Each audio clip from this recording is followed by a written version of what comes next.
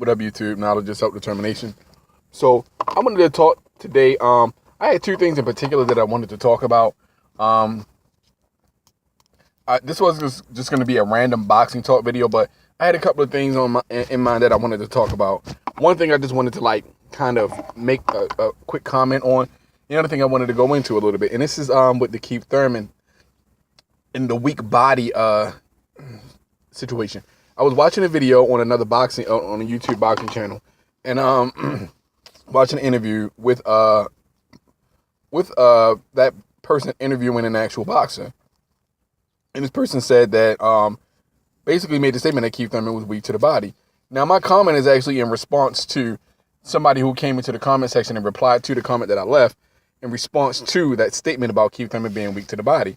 And what I did was I compared Keith Thurman and the two times he was visibly hurt in this fight by body shots, because that's what the person's argument was to me in the comment section. Keith Thurman was visibly hurt to the body twice, and basically that's his defense for the claim that Keith Thurman is weak to the body, because he's been visibly hurt twice to the body. That was a ridiculous fucking statement to me. To me, that was a completely asinine and ridiculous statement. And this is why. Mayweather has been hurt by punches more than once. No one's ever said Mayweather has a weak jaw, a weak chin, or a glass chin. Manny Pacquiao has been stopped in more than one fight. Nobody says that Manny Pacquiao has a weak chin, right? Nobody says that.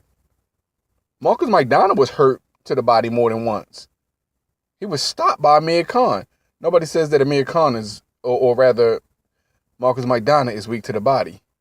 Let's see, who else? What else? I mean, Oscar De La Hoya was stopped by Bernard Hopkins with a body shot. Stopped.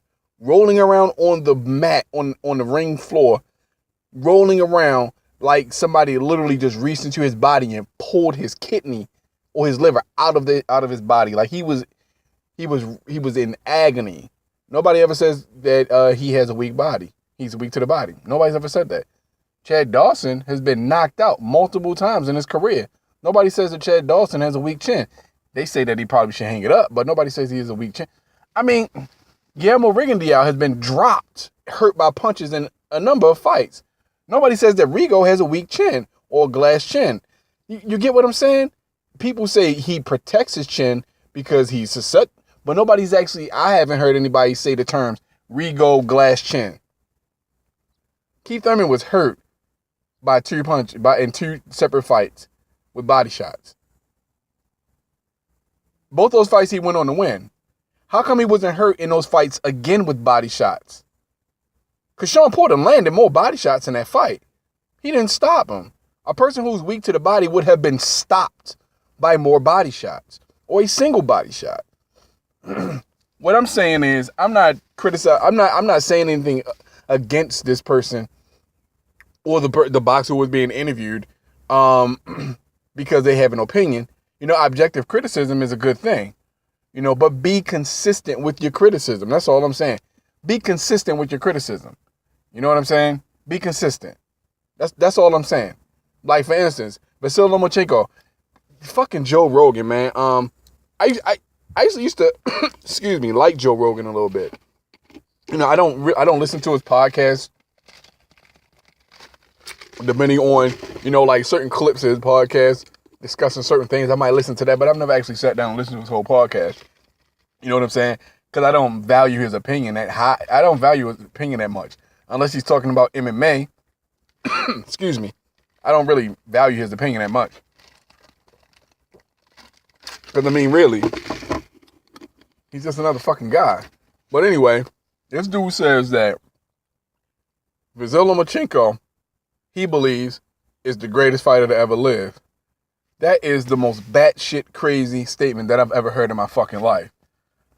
Not because of who he's beaten, not because of his knockout ratio, not because of any of those things, just because of some clips that he saw that display some of his offensive prowess.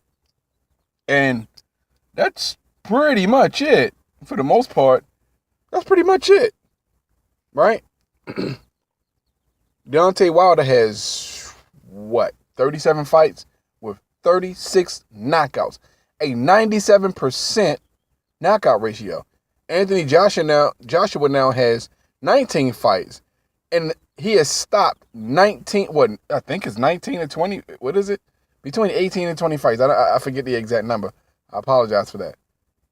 Irrespective of whether I remember or not, he has a 100% knockout ratio. 100%.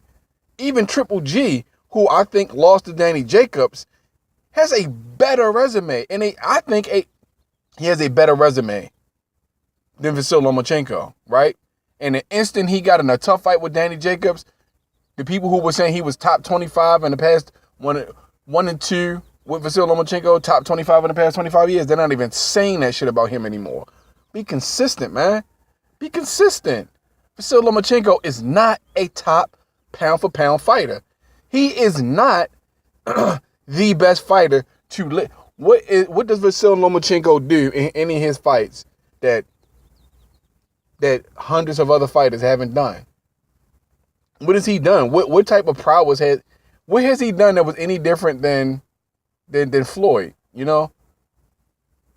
I mean, there are tons and tons of skilled fighters out there. You know, like for instance, I could say the kid Money Powder 4. I've seen some sparring sessions with him. He stopped the guy in his debut fight. He's the shit. He's the shit. He's the greatest fighter I've ever seen. I look like a fucking fool if I said that. I look like a fool. Shakur Stevens. I look like a fool if I came out of my mouth and said something like that about him. Things that they're doing for Vasyl Lomachenko. I look like a fool for saying that. If I said that about Mikey Garcia right now, people would think that I was out of my fucking mind. At least casuals would. Mikey Garcia? Yes, look at Mikey Garcia's skill set. And the power that he delivers in the ring. Vasyl Lomachenko can't beat Mikey Garcia. His people have said that, he's not ready for a Terrence Crawford fight, you know, because that would be suicide. You can't be the greatest fighter of all time or a top pound-for-pound fighter and say that there's somebody you can't be. Because listen, I don't do pound-for-pound lists, you know, because I think it's pointless to do a pound-for-pound list. I personally think it's pointless. You know what I'm saying? I think it's pointless. I don't see any need because it's totally subjective, you know, and it is what it is. But anyway, man, look, Vasyl Lomachenko. Basically, the whole point of this, because I'm veering off topic now. The whole point of this conversation here, excuse me, is to highlight the fact that people's criticisms aren't consistent. They are not consistent. How can Vasyl Lomachenko be considered a pound for pound fighter with a loss on his record, and you don't even mention Anthony Joshua in that conversation? You know, at least in the heavyweight division, I agree with Deontay Wilder. He said this before he said this in an interview with Jeff Farhood, and I forgot the other guy who commentates for Showtime. But he looks at every heavyweight fight as a 50-50 fight. Because as a heavyweight, you have at least a puncher's chance as a heavyweight. And those guys hit hard. Deontay Wilder, you know, Vitaly Klitschko, Anthony Joshua, Tyson Fury. Vasily Lomachenko is a better fighter and has a better career so far than all of these guys who literally run the risk of getting knocked out in every fight because it's the heavyweight division. Erickson Lubin. He's been more impressive than Erickson Lubin? Either Charlo brother? I mean, come on. I mean, seriously? Be consistent, man. That's all I'm saying. Be consistent. Because Joe Rogan is a fucking numbnut for saying that shit. And